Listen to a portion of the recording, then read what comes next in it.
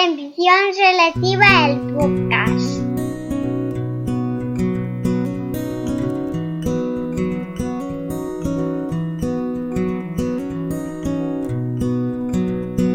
Buenos días y bienvenido a Atención Selectiva, el podcast, que como todas las mañanas de los viernes, 8 de la mañana bien tempranito, te trae todas las novedades del mundo educativo, de la psicopedagogía y de la crianza, para que empieces el fin de semana con muy buena onda. Hoy es 13 de noviembre de 2020. Quedan 48 días para finalizar este terrible año y además se cumplen 18 años de la tragedia del Prestige. Un 13 de noviembre de 2002 se produce una de las mayores tragedias medioambientales que han asolado nuestro país, más concretamente las tierras gallegas. El hundimiento del petrolero Prestige nos deja cifras escalofriantes: 63.000 toneladas de fuel vertidas en las aguas que bañan la costa gallega, 1.137 playas contaminadas, 2.980 kilómetros de litoral costero afectado y más de 200.000 aves marinas muertas. Son datos del Faro de Vigo. Datos que realmente nos llenan de dolor, especialmente aquellos que somos gallegos. Revivimos hoy, después de 18 años, ese nunca más, ese grito gallego que pide que nunca jamás vuelva a producirse una catástrofe ecológica de tal magnitud. Nuestro ecosistema, lo digo como gallega, orgullosa, es nuestra mayor riqueza. Por tanto, no podía dejar de pasar el día de hoy sin hacer un recordatorio de una fecha que fue trágica para mi pueblo, pero que nos ha dado una lección difícil de olvidar. Esta situación que nos puso a la vista de toda España y de la que se puede sacar el punto positivo de toda esa gente que contribuyó de una manera totalmente desinteresada a limpiar las costas gallegas. Además, se cumplen hoy ni más ni menos que 80 años del estreno de una de las películas más impresionantes que nos ha dado la factoría Disney. Estoy hablando, por supuesto, de Fantasía, una película que cambiaría los cánones tradicionales de las películas de animación de la época y que nos brindaría imágenes llenas de dramatismo y de historias al son de la música clásica más representativa. Fantasía fue la primera película grabada en estereofono o en estéreo.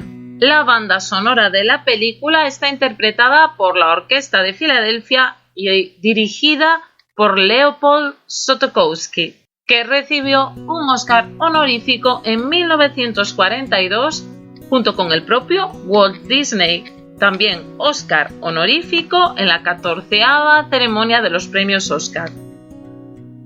Y vamos allá con el programa de hoy, en el que hablaremos del síndrome de Procusto. En el capítulo de hoy vamos a hablar de envidia y lo vamos a hacer a través del conocido síndrome de Procusto, como siempre aplicado al mundo de la educación. Allá vamos. El repelente, el sábelotodo, la listilla, el enterado, la popular. Despreciamos, juzgamos y vemos con las gafas de la negatividad a los grandes talentos. Supongo que de manera adaptativa, pues aquellos sujetos que destacaban por su fortaleza, por su inteligencia, por sus dotes que los hacían singulares en relación a la media, suponían una amenaza, a modo de competencia, para la procreación y, por tanto, para la perpetuación de la especie. Como sociedad detestamos al que sobresale. No todos, está claro, y tampoco visiblemente, pero lo cierto es que la envidia hacia aquel que destaca es más que palpable. Durante nuestra infancia, el concepto de envidia es cotidiano. Desde muy pequeños, primer año de vida, los niños desarrollan este sentimiento consistente en el padecimiento y dolor por no poseer lo que tienen los demás, por ver felicidad en el rostro de los otros. La envidia puede llevarnos a vivenciar otras emociones o sentimientos vinculados, como la ira o la tristeza, e incluso estados emocionales como la depresión. Pero no hay envidia si no hay comparación, si no nos miramos en el espejo de los demás.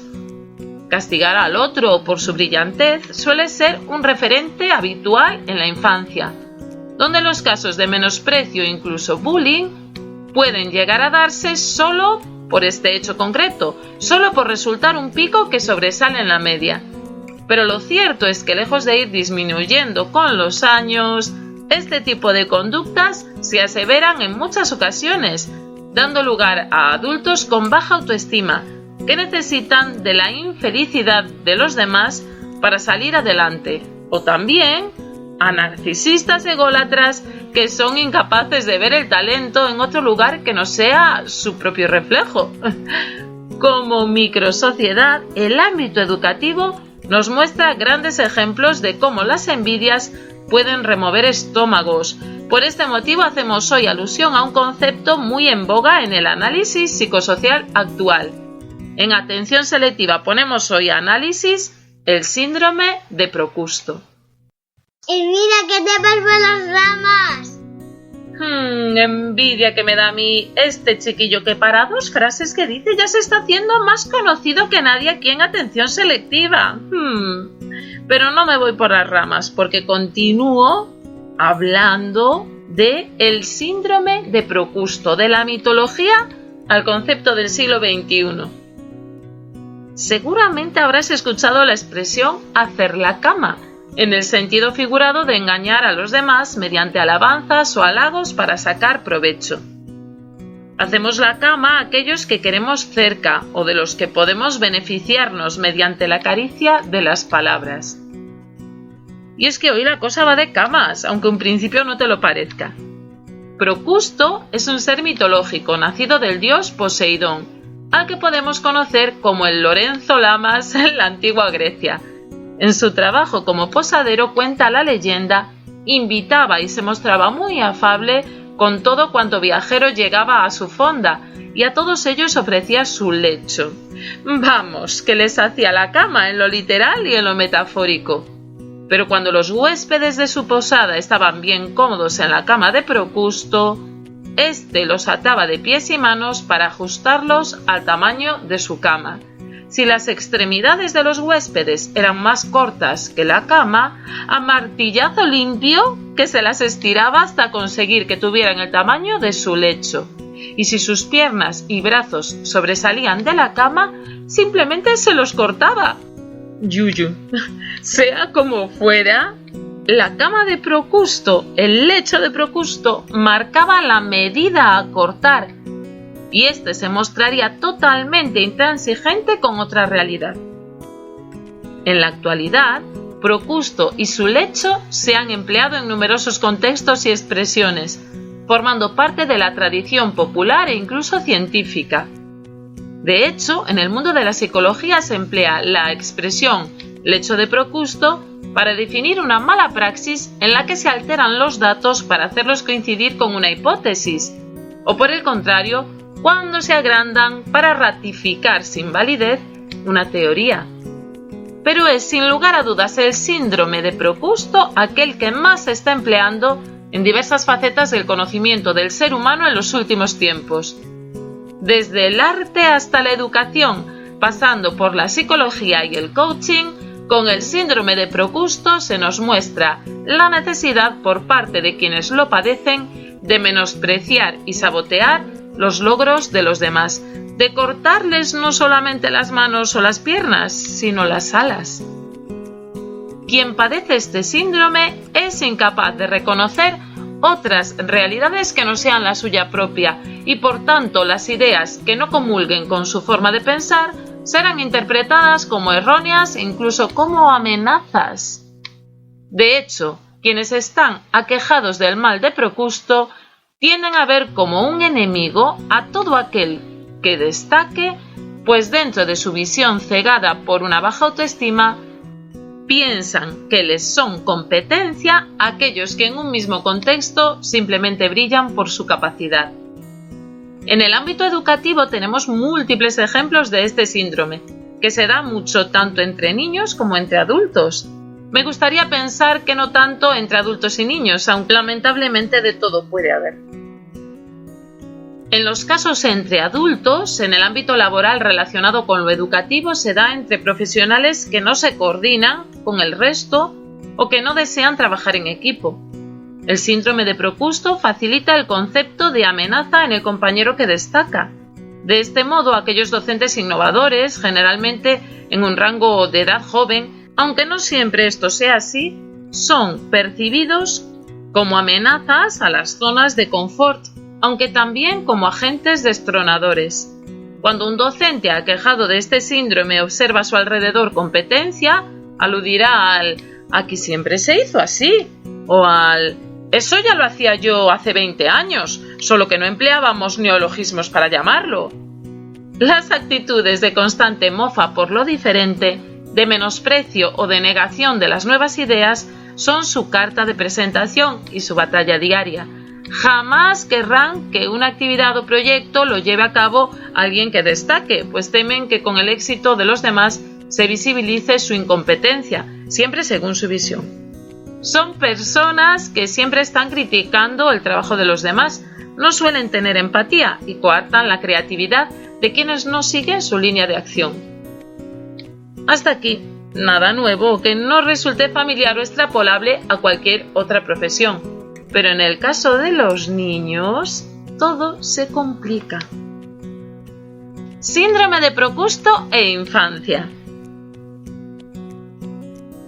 En el caso de los niños y adolescentes, este tipo de visión sesgada es mucho más dañina, pues hablamos de edades en las cuales el sentimiento de pertenencia al grupo está muy marcado. Los niños que sobresalen por su capacidad intelectual son generalmente encasillados como chapones, gracias a este síndrome, aguando su capacidad de logro por aquellos que no pueden alcanzar este ideal. Es el caso de muchos niños con altas capacidades, que lejos de encontrar un camino fácil en su carrera educativa, suelen encontrarse con la incomprensión y el menosprecio de aquellos otros que se ven en inferioridad. Pero este tipo de circunstancias se ven implícitas en cualquier tipo de habilidades o talentos, y no exclusivamente en los intelectuales. Como te decía al principio de este podcast, el listillo, el sabelotodo, la que juega bien al fútbol, el que es un buen instrumentista, la que escribe o el que es popular, pueden llegar a ser el blanco de menosprecios vía Procusto, especialmente si pensamos en el contexto de la edad. Como también te advertía al principio de este podcast, la envidia, fuente de energía de la que se nutre este síndrome, es un sentimiento habitual en niños pequeños, pero es que además a cortas edades, menor manejo de la frustración y menor conciencia y regulación emocional tenemos. Por este motivo, son comunes las situaciones de amenaza a la capacidad de logro, que hacen de aquellos que destacan niños y niñas vulnerables que prefieren dar el paso hacia el camaleón antes que a la cebra. Es por este motivo que tantos y tantos talentos se pierden en la niñez, pues por el deseo de pertenencia al grupo social, muchos niños escogen disimular su capacidad o menospreciar sus propios logros ante los demás. El síndrome de Solomon, del que hablaremos en el próximo capítulo. Y lo más triste de todo esto es que lo hacen solo para ser aceptados. Lo que debemos mostrar a nuestra infancia para no ser vulnerables a este síndrome, ya sea en primera o en tercera persona, es la belleza de aceptar los logros ajenos. Solo cuando somos capaces de alegrarnos por los éxitos de los demás es que cortamos las vías extremidades de Procusto, al igual que hizo Teseo en su día, quien engañó al posadero invitándolo a probar su propio lecho. El camino que marca Teseo es fácil de mostrar. Ante un niño que destaca, mostrarle siempre su valor, dándole alas para conquistar el mundo, y ante un pequeño procusto, cortar su engaño, su sesgo, dando igualmente valor a sus capacidades y enseñándole a valorar positivamente las de los demás. Ignoro por completo el motivo que llevaba a Procusto a cortar o alargar mediante la tortura medieval las extremidades de los demás. Por más que lo he buscado, no he podido encontrar argumento. Del mismo modo, no es comprensible que un niño busque cortar esa metafórica cabeza del que sobresale, si no es por esa suposición evolutiva de la que te hablaba al comienzo y que ya te digo que es una suposición personal que yo hago. Cabe pensar que será un sinsentido, a menos que lo vean con anterioridad y con cotidianidad en los adultos. Quizás, si no criticáramos tanto al que triunfa y lo mostráramos a nuestra infancia como alguien destacable, podríamos hacer muchísimo más. Y hoy me voy con la cita de la semana, ya que más que cita hoy es el fragmento de una película que yo creo que todos recordamos. La cita de la semana. Nunca dejes que nadie te diga que no puedes hacer algo, ni siquiera yo, ¿vale? Si tienes un sueño, tienes que protegerlo. Las personas que no son capaces de hacer algo te dirán que tú tampoco puedes. Si quieres algo, ve a por ello y punto. De En busca de la felicidad. Todos llevamos en la cabeza a ese fantástico Will Smith en una película apasionante, En busca de la felicidad, en la que le da uno de los mejores consejos que se le puede dar a un hijo. Confía en ti mismo y sigue adelante. Y esto es todo por hoy. Acabamos el capítulo de hoy, capítulo 32, por cierto, suma y sigue, de este podcast que tantas alegrías nos da. Y te invito, como siempre, si te ha gustado, si te ha resultado de interés o crees que alguien lo necesita para bien o para mal, que se lo dejes en el WhatsApp, que se lo dejes en un correo electrónico, que lo compartas en las redes sociales y que todos nos podamos enriquecer del contenido gratuito. No te olvides de darle al corazoncito, dame un poco de love si te ha gustado y nos vemos como siempre 8 de la mañana de todos los viernes aquí en Spreaker. Hasta la semana que viene, amigos.